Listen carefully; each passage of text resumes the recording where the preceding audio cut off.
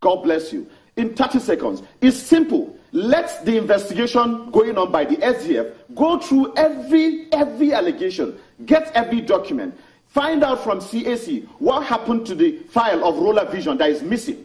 But yet, the copy of that is flaunted in the Senate. Let CAC produce that file so that everything will be there. The name he's talking about, somebody B.D. Lawan, is not the son of the man. In fact, they concocted that name. Hamidu David Lawan. That is not the name. Bring that file from CAC. Let's look at it, and you see what is there. The file is missing, Suleiman. Let's all the media houses go out there. Let's look for the file. This is my final word. Thank you so much. I'd like to thank you, gentlemen. Garba Ibrahim, convener Citizens Action to Take Back Nigeria, and Aliyu Audu, member, APC Youth Wing, for speaking on this matter. We hope in the days to come this will be resolved, but we'll stay on it, on politics today and on our other programs. Thank you very much. Now coming back home, that's here in Lagos, in our Lagos studios. I've been trying to take my eyes around the studios and see what and how many of the Made in Nigeria fabric, especially I can see, and all my cameramen right here, I think they are doing the Made in Nigerian, culture now. But it's a culture and it's a drive that started off in February, and we saw all of those people who came from Aba, and many would know what Aba means when we talk about made in Nigeria goods. But how well can that interpret into something fantastic, bringing us out of recession is another thing we're likely to look at. We're not being joined live here in the studios by Bamikole Omishore. He's a special assistant on new media and advocacy to the Senate President. Good to have you join us this evening. Thank you, Suleiman. Thank you for having me. Well, you're even lucky that you have that. I can easily recognize what you're putting on. So is this another talk, shop, or another agenda of Made in Nigeria that we've always had before now? No, this is very different. This is an initiative of the Senate President, something he is very, very passionate about. As you said, he's been doing this campaign since February of 2016. It's almost a year right now. We have actually backed it up with law. We have amended the Public Procurement Act in June of 2016. What this is trying to do is pretty much encourage Nigerians and pretty much put a legislative support behind this initiative to make sure to mandate government agencies to make sure at any given time they must prioritize and patronize Nigerians before their foreign counterparts. But again, I think time and again we've had some other people, entrepreneurs, coming on the program to tell us the difficulty they go through getting first access to credit and even some kind of patronage also from the government. We've had that as well, and that's one of the steps that we have taken. The Senate President has mandated a particular desk in his office that going forward, if you have any product at all that you feel the government agency needs to patronize, that you have submitted your bid and you think you do qualify and the agencies are not following up, you can directly reach the office of the Senate President.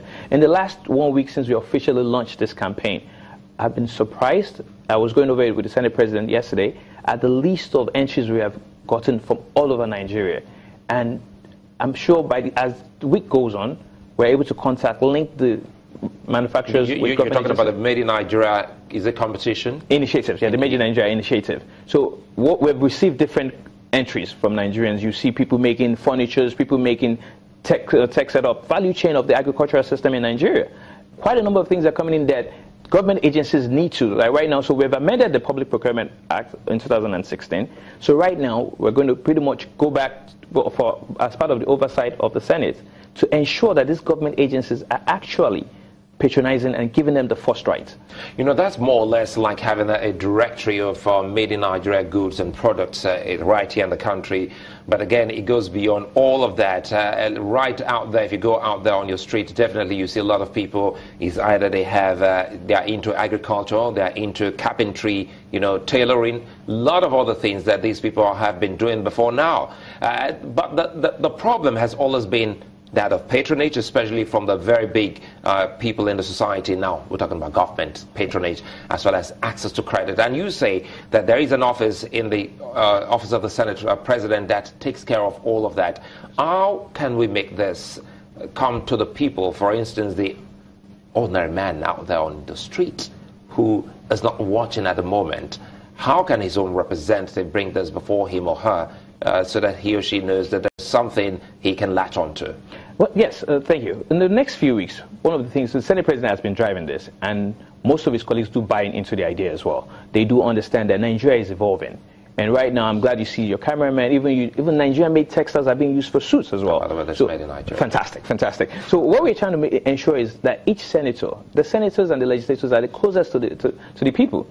For every constituency you have a senator, you have an House of Rep member. So what we are trying to do at the Office of the Senate President is, look, the Senate President personally is championing this idea, and every one of his colleagues are buying into it. So in March, end of March, first week in April, we're going to have a roundtable. We're going to have an exhibition from each senatorial district. People will come to Abuja and say, okay, this is what we produce. For instance, in the last 1 week, we saw beautiful letters from Sokoto, beautiful letters from Kano State.